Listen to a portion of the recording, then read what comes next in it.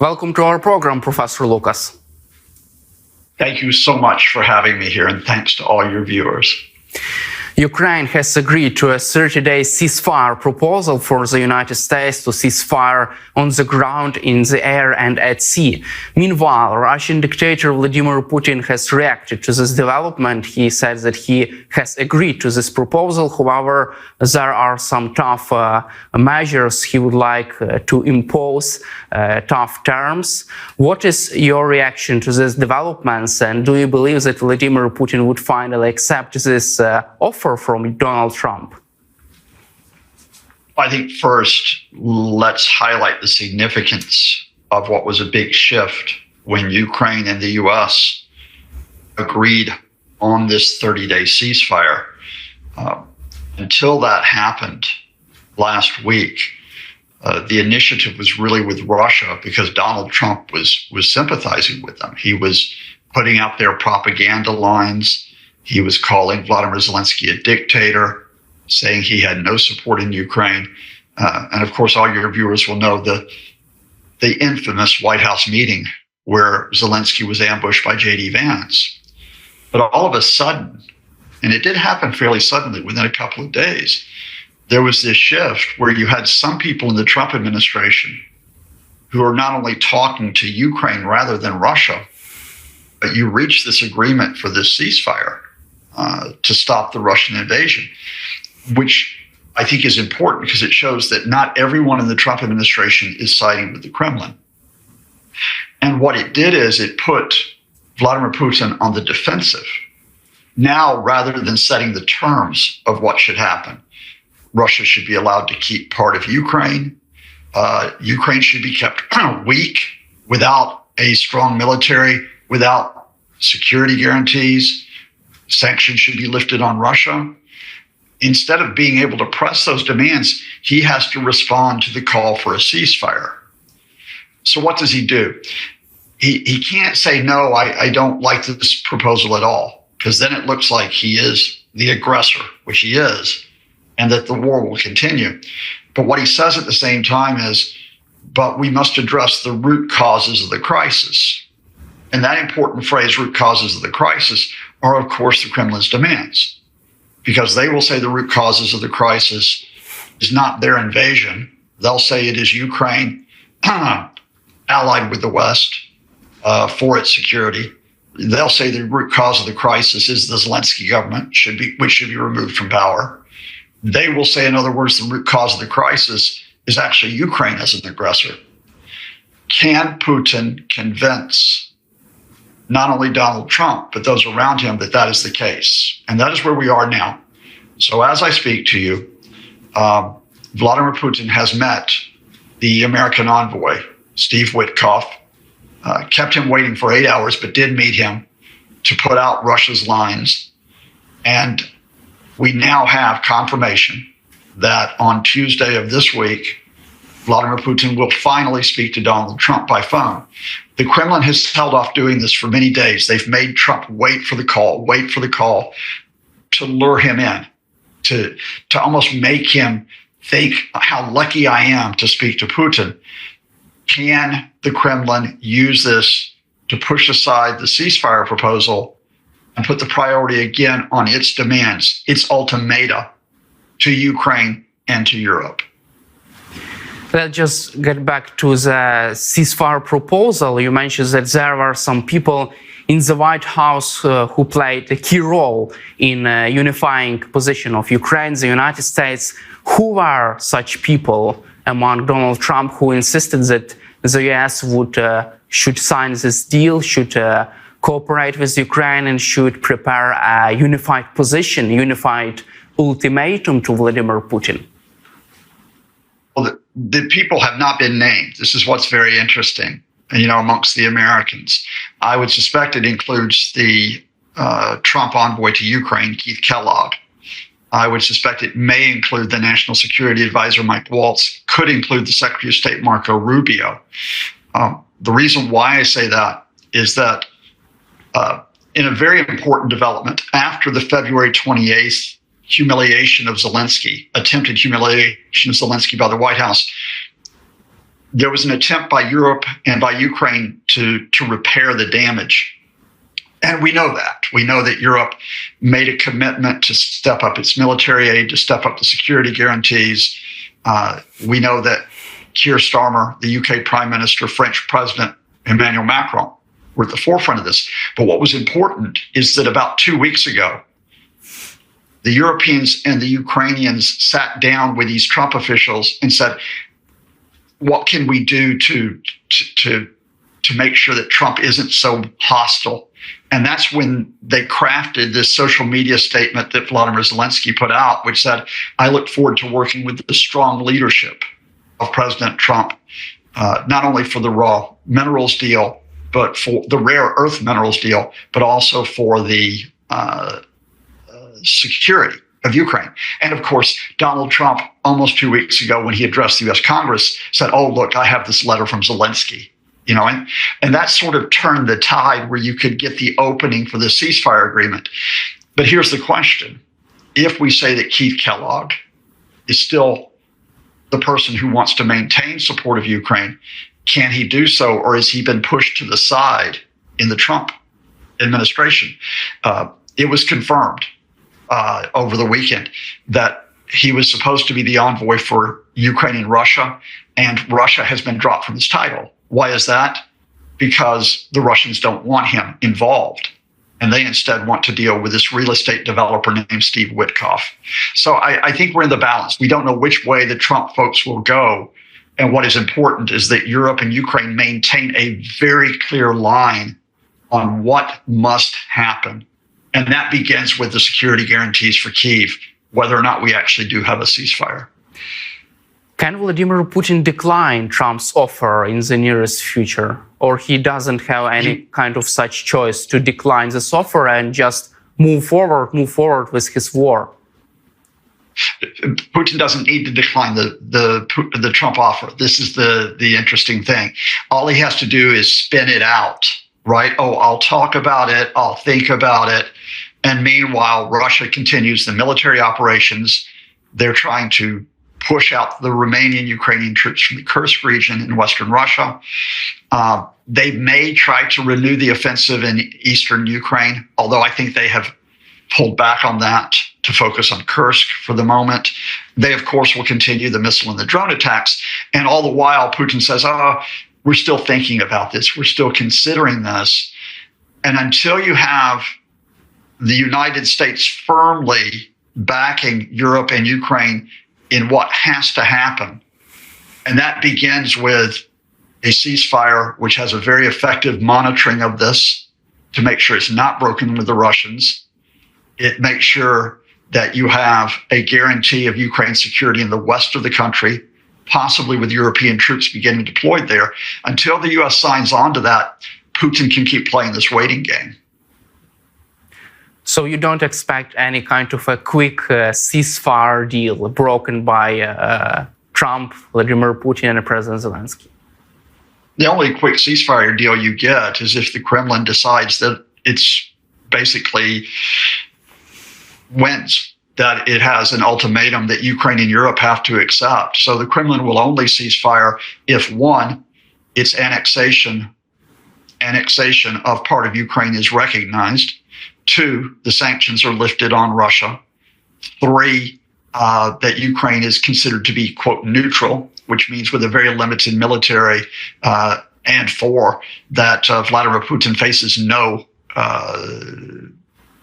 justice, that he does not face, for example, this International Criminal Court proceeding over the deportation of Ukrainian children. You just mentioned about the Vladimir Putin terms for a ceasefire, but also there have been some interesting publications. Bloomberg reported that Western security officials are also not really confident that Vladimir Putin is ready to make any kind of concession, any kind of compromise. So you also think that Vladimir Putin is not ready to any kind of compromise, even for this 30-day ceasefire deal? Well, let me just take you back to the recent statements which have made by Vladimir Putin. In statements to his officials, which were highly publicized on Russian TV, he said that the aims of the special military operation remain the same. He indicated that not only should Russia be able to keep Crimea, not only to keep parts of the four regions, Donetsk, Luhansk, Zaporizhia, Kherson, but that it actually get all of those regions, even though Ukrainian forces control part of them. And he said, or indicated, there would have to be a change of government. In other words, that Volodymyr Zelensky would have to go. Sergei Lavrov, about 2 weeks ago, made similar statements. So no, the fact of the matter is, don't listen to what I'm saying.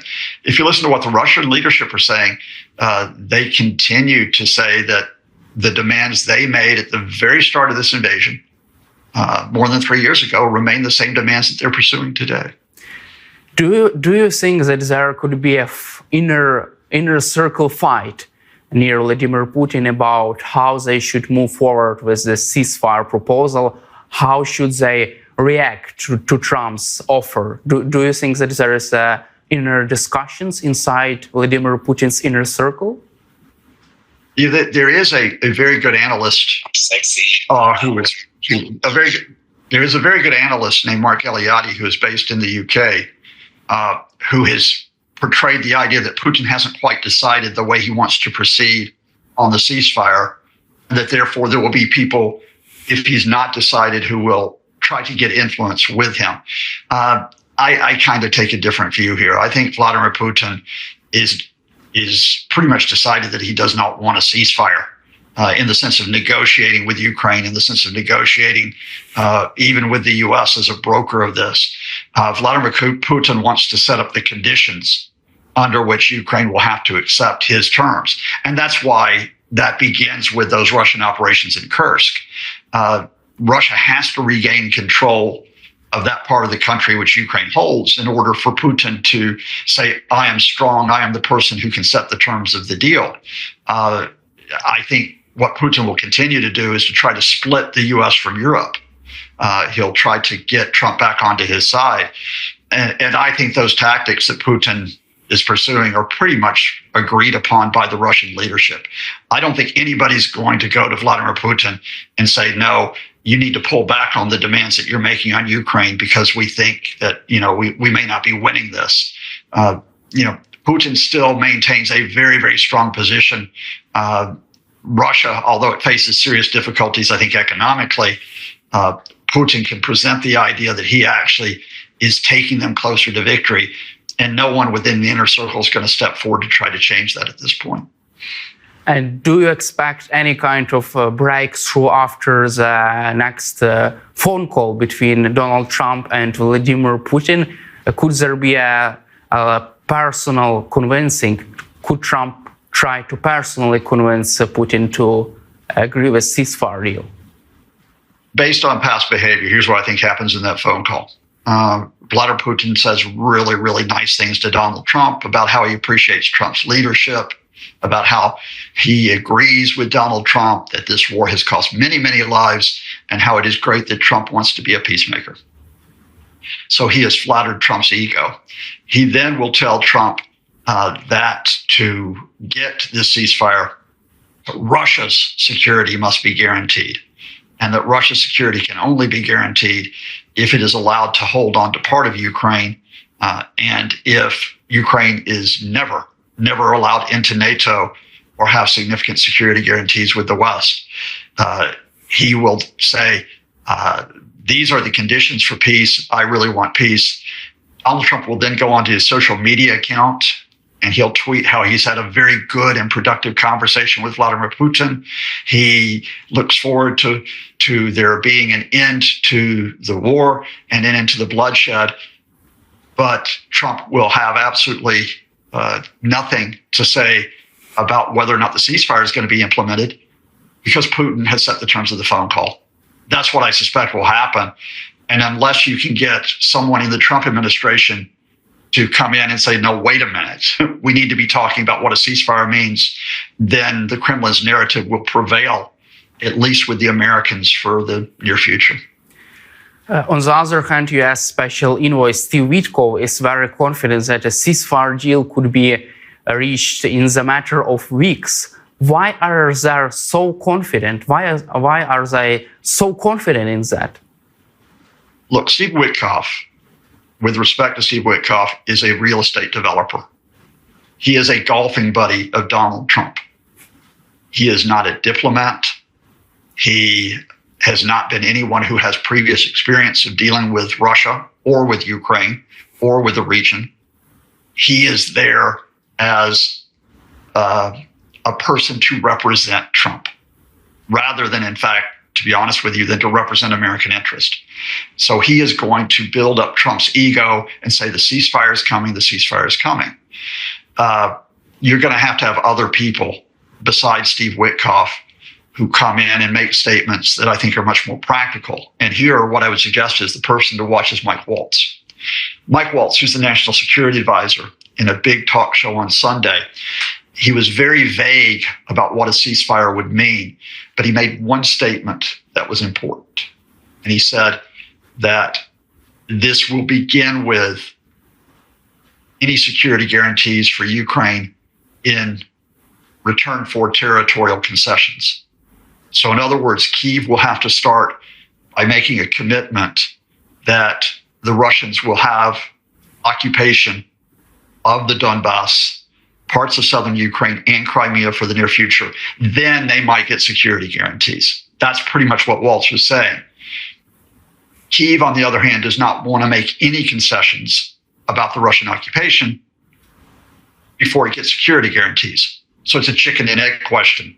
And that, I think, beyond Trump and beyond Witkoff, beyond, the silly public statements that may come out, that's where the real negotiations are going on, especially behind the scenes. And do you expect the US to provide Ukraine security guarantees directly? Because it seems like there is a big unwillingness in the DC to provide Ukraine with robust security guarantees. I mean, what the Europeans are proposing, and I think what the Zelensky government is looking for is that they will get to a point where the Russian occupation of parts of these four regions in Crimea will have to be accepted at the same time that the security guarantees are confirmed. Now, the Europeans can provide some troops for those security guarantees to protect facilities in Western Ukraine. And there will be discussion about who supervises the ceasefire in the east and in the south.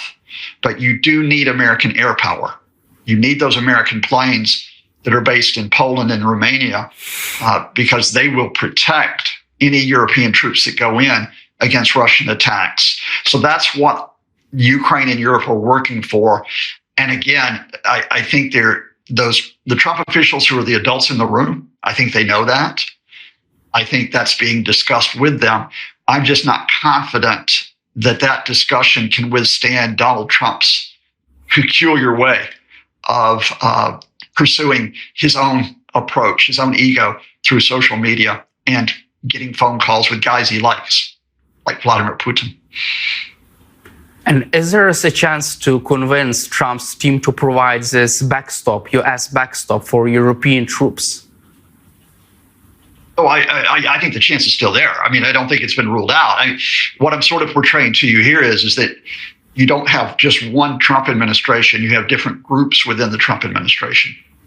And I think people like Keith Kellogg, I think Mike Waltz, I think probably even Marco Rubio know that Ukraine is not going to agree to a lasting ceasefire if it is exposed to Russian attack.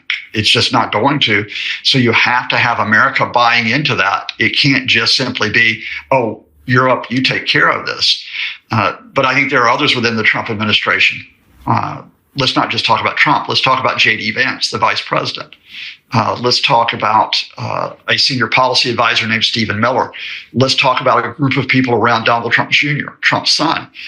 I think they don't want any type of support for Ukraine. They would actually prefer to build up economic links with the Russians and let Ukraine fall by the wayside. And that internal battle is why you cannot predict which way the Americans are going to go when it comes to the security guarantees for Kyiv.